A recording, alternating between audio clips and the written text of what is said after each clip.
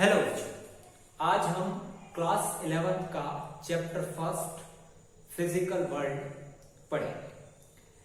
Physical world एक type से physics का इंट्रोडक्शन है। फिजिक्स के बारे में जानने से पहले अपने को साइंस के बारे में जानना बहुत ज्यादा जरूरी है। साइंस क्या होता है, मैं इसका डेफिनेशन आपसे पूछना चाहता हूं। तो आपके दिमाग में बहुत सारे डेफिनेशन आ रही होगी, फिर भी मैं जनरली आपको साइंस के बारे में हम सबको जानने की हमारे मन में एक इच्छा होती है, एक जिज्ञासा होती है। बारिश क्यों होती है, अलग अलग मौसम कैसे बदलते हैं, ऐसी कई चीजें होती जो हमारे आसपास होती है। उसे देखकर उसके बारे में जानने के लिए हमारे मन में एक जिज्ञासा होती है, एक प्रश्न होता है, क्वेश्चन होता है कि हम उसके बारे में कैसे जाने। हमारा मोबाइल कैसे वर्क कर रहा है, इसके बारे में जानने की जिज्ञासा होती है। हमारे घर की सारी इलेक्ट्रिसिटी कैसे चलती है, कहाँ से प्रोड्यूस होती है, कैसे प्रोड्यूस होती है। इस प्रकार के कई प्रश्न हमारे दिमाग में आते हैं और जिज्ञासा होती है उसे जानने की। तो साइंस वर्ड आया कहां से? साइंस वर्ड आया है, सीटिया वर्ड से आया है, जो कि लैटिन लैंग्वेज का वर्ड है। सीटिया जो कि लैटिन लैंग्वेज का वर्ड है, इसका मतलब होता है नो। लैटिन कौन सी लैंग्वेज का वर्ड है? लैटिन लैंग्वेज का वर्ड है, जिसका मीनिंग होता है नो। हम किसी के बारे में जानना चाह रहे हैं। तो साइंस क्या है? साइंस हम जानना चाह रहे हैं। हम किसी भी चीज से हमने कोई भी, जैसे बारिश हो रही है उसकी अपन ने स्टडी कर ली, लॉजिकल स्टडी कर ली, और वहां से आपको जो नॉलेज गेन हुआ है उस नॉलेज को आपने क्या बोल दिया? साइंस बोल दिया। मतलब कि एक टाइप से नॉलेज को आप क्या बोलते हैं? साइंस बोलते हैं। तो साइंस क्या हुआ? देखो definition, the systematic and logical study of natural phenomena and laws along with knowledge gain by it. मतलब कि नेचर की हमने स्टडी करी और जो नॉलेज गेन हमें हो गया उससे हमने रिलेटेड कुछ लॉ बनाए हुए हैं। तो क्या करना है? Systematic and logical study of natural phenomena, यानी कि सिस्टमेटिक और लॉजिकल स्टडी कर लें अगर नेचर की, एक सिस्टम के साथ एक साइंटिफिक मेथड का यूज करके आप नेचर की स्टडी करते हैं और उससे आपको जो नॉलेज गेन होता है उसे आप क्या बोलते हैं? साइंस बोलते हैं। ठीक है, अब मैं बात करूं अगर साइंस की ब्रांचेस की, तो साइंस की ब्रांचेस में सबसे पहले मैं फिजिक्स ही ले लेता हूं। फिजिक्स, केमिस्ट्री, फिर हो जाएगा आपका बायोलॉजी, फिर आपका हो जाएगा मैथमेटिक्स, और फिर आपका हो जाएगा एस्ट्रोनॉमी। यानी कि ये अपन ने साइंस की ब्रांचेस ली। ठीक है, physics, chemistry, bio, mathematics, astronomy, ये सारी जो है वो साइंस की ब्रांचेस हैं। और इसके अंदर सबसे पहले अपन क्या पढ़ रहे हैं? इसके अंदर अपन फिजिक्स की स्टडी करने वाले हैं। सबसे पहले अपन फिजिक्स को समझते हैं। ठीक है, तो हमारा सब्जेक्ट जो है, हमें जो पढ़ना है वो क्या पढ़ना है? फिजिक्स पढ़ना है। तो साइंस से आया फिजिक्स। ठीक, तो अब फिजिक्स क्या हो गई? साइंस की एक ब्रांच हो गई। अब फिजिक्स वर्ड कहां से आया? फिजिक्स वर्ड आया ग्रीक लैंग्वेज के वर्ड से। ग्रीक लैंग्वेज का वर्ड है ये फ्यूसिस। फ्यूसिस वर्ड से क्या आया? फ्यूसिस वर्ड से आया फिजिक्स। ग्रीक लैंग्वेज का वर्ड है फ्यूसिस, और जिसका मीनिंग क्या होता है? इसका मीनिंग होता है नेचर। तो वास्तविकता में फिजिक्स क्या हुई? जो नेचर है वो फिजिक्स है, पूरे नेचर को फिजिक्स बोलते। और साइंस किसे बोला था? साइंस उस नेचर की स्टडी करके जो नॉलेज आया था उसे क्या बोला था अपन ने? साइंस बोला था।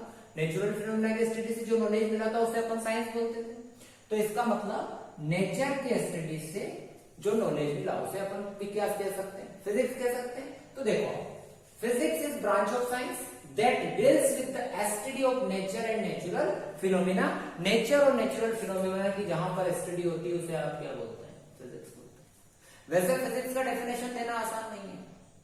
फिजिक्स का डेफिनेशन आसानी से नहीं दिया जा सकता है, फिर भी हमने कोशिश करी है कि हम फिजिक्स की कुछ डेफिनेशन दें। क्योंकि हम बात कर रहे हैं पूरे नेचर की। फिजिक्स क्या होगी, एक प्रकार से पूरा नेचर फिजिक्स होता है। ठीक, आगे बढ़ते हैं और इसकी एक डेफिनेशन और समझते हैं। मैं आपसे कुछ प्रोजेक्शंस पर चर्चा अपन कर लेते हैं। आप मैटर के बारे में तो जानते ही होंगे। मैटर किसे बोलते हैं आप सभी को पता है, सॉलिड लिक्विड गैस, यानी कि ऐसे ऑब्जेक्ट्स जिनका अपना मास होता है, जो स्पेस क्या करते हैं, ऑक्यूपाइड करते हैं, जगह घेरते हैं। ऐसे सारे ऑब्जेक्ट्स क्या होते हैं, मैटर होते हैं, जिन्हें आप टच कर सकते हैं, जिसे अपन महसूस कर सकते हैं। जैसे मैंने इसको बोर्ड को टच किया है, ठीक है, ये बोर्ड स्पेस भी घेर रहा है। ठीक है, यानी कि जितनी सारी बॉडी सॉलिड लिक्विड गैस सारे आ जाएंगे। ठीक है, इसके अंदर उसे क्या बोलते हैं, हम मैटर बोलते हैं। दूसरी चीज में आपसे एनर्जी की बात करूं तो बिना एनर्जी के तो कुछ भी नहीं होना है। एनर्जी क्या है, the capacity of doing work.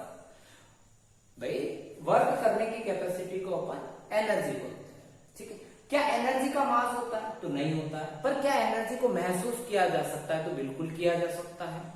हमने कोई भी अपन काम कर रहे हैं तभी कर पाते हैं जब अपने अंदर एनर्जी होती है, वो हमें फील होती है। ठीक है, न तो वो स्पेस ऑक्यूपाइड करती है और नहीं उसका मास होता है, पर उसे हम हमारी सेंस से क्या कर सकते हैं, फील कर सकते हैं, तो उसे अपन एनर्जी बोलते हैं। ठीक है, तो आई बात समझ। यानी कि मैटर के बारे में आपको पता, एनर्जी के बारे में पता, और दोनों की जहां पर स्टडी होती है, मैटर एंड एनर्जी दोनों की जहां पर स्टडी होती हो, उसे अपन क्या बोलते हैं, फिजिक्स बोलते हैं। ठीक है, तो देखो क्या हो गया, नई definition. Physics is that branch of science in which the matter, energy and their interactions are studies. ठीक है, जहां पर मैटर और एनर्जी की स्टडी होती है, उसे आप क्या कहते हैं, फिजिक्स बोलते हैं। बहुत आसान सी डेफिनेशन। इस पर एनर्जी के लिए एक बात हो रही है कि अल्बर्ट आइंस्टाइन ने मास एनर्जी इक्वेशंस बताया। यानी कि अल्बर्ट आइंस्टाइन कहते हैं कि मास को एनर्जी में और एनर्जी को मास में कन्वर्ट किया जा सकता है। ये इंटर कन्वर्टेबल होते हैं, जैसे मास एनर्जी इक्वेशन। देखो इसको थोड़ा सा सोल्व करके बताता हूं। अगर किसी बंदे का अपने को मास पता हो, ठीक है, किसी व्यक्ति का अपने को मास पता हो, मान लो मेरा मास 2 kg, ठीक है, और ये तो आप अच्छी तरह से जानते हो कि मास और वेट डिफरेंट डिफरेंट होते हैं। मैं आपको इतना बता देता हूं कि मान लो कि भैया मेरा जो वेट है यहां पर 60 kg का है, ठीक है, और मुझे मास बताना है, तो W = mg होता है फॉर्मूला।